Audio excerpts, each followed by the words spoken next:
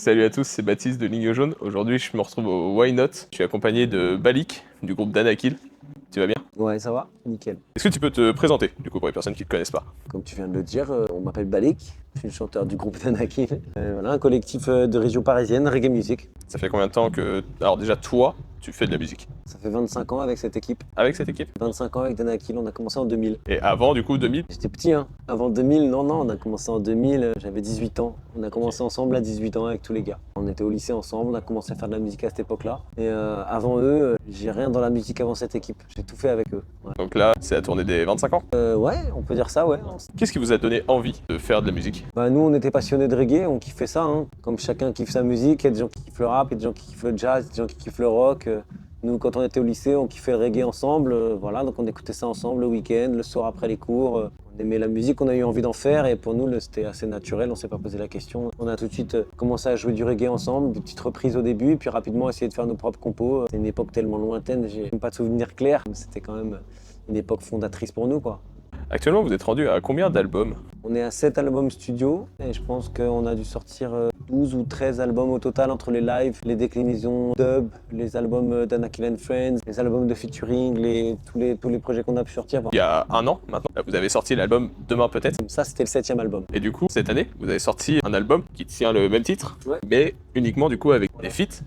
Pourquoi? Comment ça s'est fait? On a toujours eu envie de faire un album, c'est ça que je disais, un Danakil and Friends en fait, quoi. La première fois que j'ai entendu parler de ça, je me rappelle de ce concept-là, c'était Morgan Heritage, un groupe qu'on a beaucoup écouté, qui avait sorti un Morgan Heritage and Friends à l'époque, sur un seul rythme pour eux. Mais voilà, on a toujours eu envie de faire un album où on invitait plein de gens, un invité par chanson. Donc on a sorti notre album Demain peut-être il y a un an, et dès le début, on s'est dit que ce serait cool de faire l'album sans featuring et de préparer en même temps, sur chaque morceau, une combinaison avec un invité, un ami, un proche. Tous les invités de cet album sont des gens qu'on connaît bien. Dès la création de l'album original Demain peut-être, on avait en tête en même temps de bosser le reload, c'est-à-dire qu'on allait sortir quelques mois plus tard, dans la même année. C'était vraiment, pour nous, c'est un double album, quoi. C'est un double projet. Parmi vos 7 albums, est-ce qu'il y en a un quand même que tu préfères plus que les autres? Bon, après, moi, c'est tous mes petits-enfants, mais forcément, par rapport à l'expérience, à la maturation du truc et tout, le dernier, voilà, c'est celui qu'on a le mieux produit déjà, parce qu'on bénéficie à chaque album de l'expérience des précédents. Puis c'est le plus récent, donc c'est celui qui me ressemble le plus aujourd'hui. Donc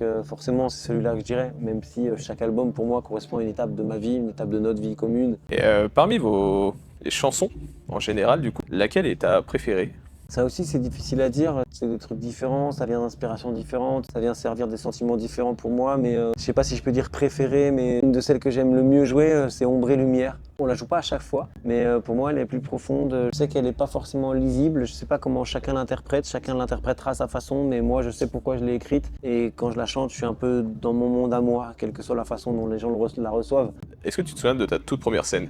Ouais, la première scène avec Danakil, c'était en mars 2001. C'était un concert pour les Restos du Cœur. C'est pour ce concert qu'on a pris le nom Danakil, parce qu'on n'avait pas de nom avant. Donc on avait besoin d'un nom pour ce concert. Donc c'est un peu voilà, la première scène du groupe. Mais la première fois que j'ai chanté en public, c'était dans un camping à Anglette. J'étais avec deux potes qui jouaient de la guitare et on avait joué Redemption Song de Marley. Et on avait fini deuxième. Et le premier, c'était le fils du patron. On s'était dit qu'il y avait triche, parce qu'il avait fait un spectacle de magie tout claqué. Et il avait pris le premier prix qui était un pack de bière.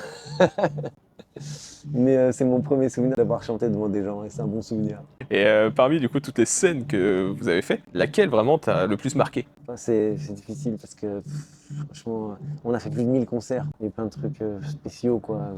À l'étranger, à l'île Maurice, à La Réunion, en Nouvelle-Calédonie, à Tahiti. C'est-à-dire que ce qui me vient, c'est les îles.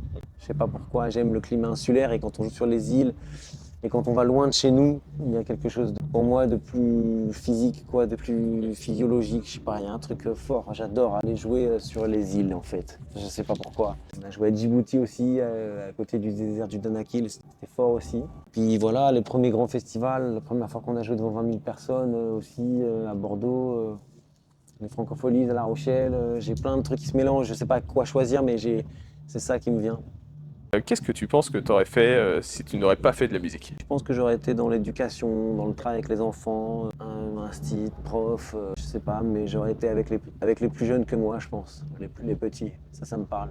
Avec ton équipe, est-ce que vous avez un rituel avant de monter sur scène? Pas vraiment, non. Chacun de son côté un petit peu à ses trucs. Mais non, on se tape dans la main tous ensemble juste avant de monter. Est-ce qu'on peut appeler ça un rituel peut-être? Mais voilà, on se tape dans la main sur le côté de scène. Juste avant d'y aller, on s'encourage, on se célèbre rapidement et puis on y va, on se concentre comme ça. Quels sont vos projets à venir? Écoute, là on a 2 albums qui sont sortis cette année. Donc on sera en concert jusqu'en décembre 2026. Donc on a encore plus d'1 an de tournée devant nous. Et moi j'avais fait un album solo en 2019, plutôt hip-hop, qui s'appelle Parenthèse, parce que c'était ma parenthèse. Donc c'était un album plutôt hip-hop, chanson, où j'avais plein d'invités que j'avais kiffé, qui avaient marqué ma jeunesse. Bustaflex, Oxmo Puccino, des plus contemporains, Volodia, Demi-Portion, Joss Barry.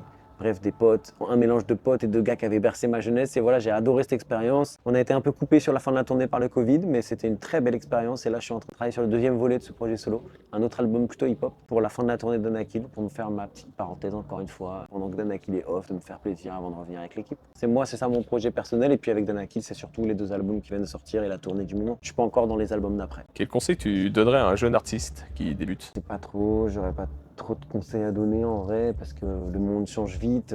Ce qui était vrai il y a 15-20 ans quand on a commencé est plus forcément vrai aujourd'hui. Je suis un peu dépassé par le phénomène des réseaux, donc maintenant j'ai l'impression que tout se fait sur les réseaux et là je sais presque pas comment ça marche. Nous maintenant on a des community managers qui s'occupent de gérer les réseaux pour nous alors que les jeunes artistes maintenant se débrouillent très bien avec ça tout seuls. J'ai l'impression que beaucoup d'artistes font maintenant sur internet du coup avant de se faire en live et du coup c'est une vraie épreuve après d'arriver en live quand tu es déjà connu par tout le monde sur les réseaux sans jamais avoir fait un concert, mais il y en a qui s'en sortent, il y en a qui s'en sortent pas. J'ai pas de conseils à donner, si ce n'est faire son truc sincère, le plus sincèrement possible et avoir quelque chose à dire dans la musique.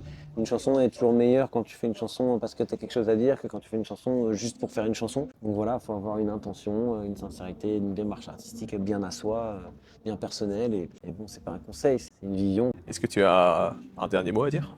Je sais pas, bonjour à tous, nous venons de faire un concert superbe dans la région de Poitiers, nous sommes très fatigués, nous allons bien nous reposer et terminer cette tournée. Non, je donne rendez-vous à tout le monde, où vous voulez, quand vous voulez.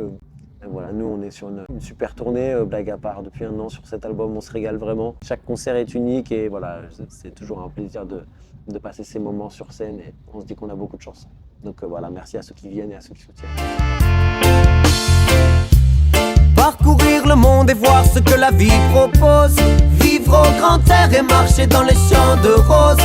Visiter les places où le destin me dépose. Et devant les merveilles du monde je prendrai la pause. Parcourir le monde et voir ce que la vie propose.